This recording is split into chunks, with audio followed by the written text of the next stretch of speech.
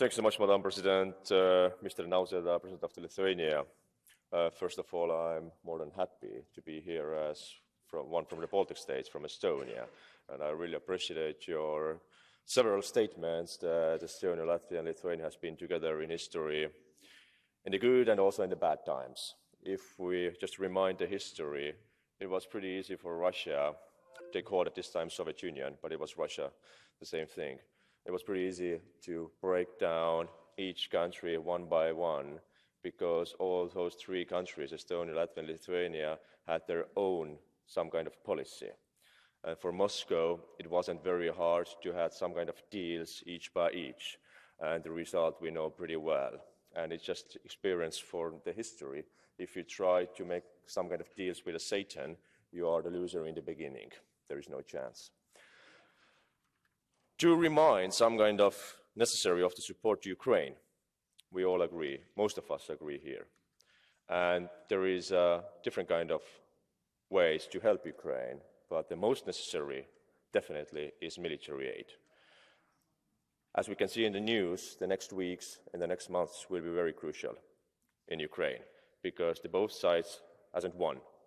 And if somebody saying that there is no winner in the war, there is. The winner can be only Ukraine because if they lose, we will be the next ones. And there is no question about that. As I look just on the statistics, the resource is statista.com. Those three Baltic states have given the biggest military and financial aid to Ukraine. Estonia with 1%, Latvia with 0.98%, Lithuania with 0.65% of the GDP, and the fourth one is Poland with 0.63%. On the same time, there has been very huge help from the US and from the UK, but they can do more. And the problem for us now is that we really don't have a lot yet to really give to Ukraine. But there are much more to give from the US, from the UK, also from Germany and France. Germany has given 0.17% of the GDP. France, 0.07% of the GDP. Those are just cold facts and numbers. And now the question is that, are they really brave to make this change in the war or not? Because if we will lose this momentum now in the next months, we will face the new war in the next 2 or 3 years.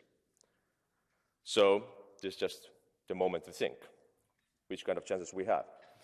If somebody is talking about the peace negotiations, the peace can be only if the conditions are good for us.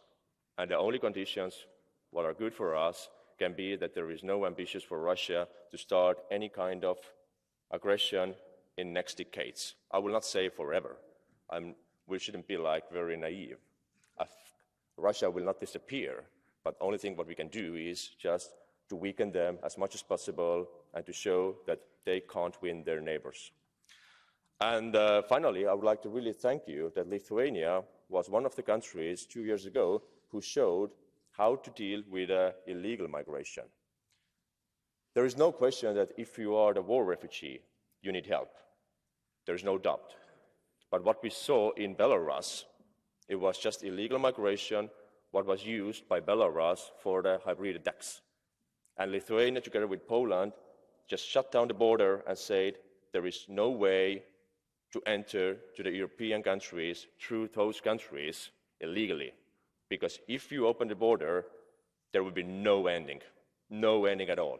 Thank you. And you did absolutely well. So, labai ačiū, thank you so much, and good luck for the Baltic cooperation. Thank you, Mr. Madison.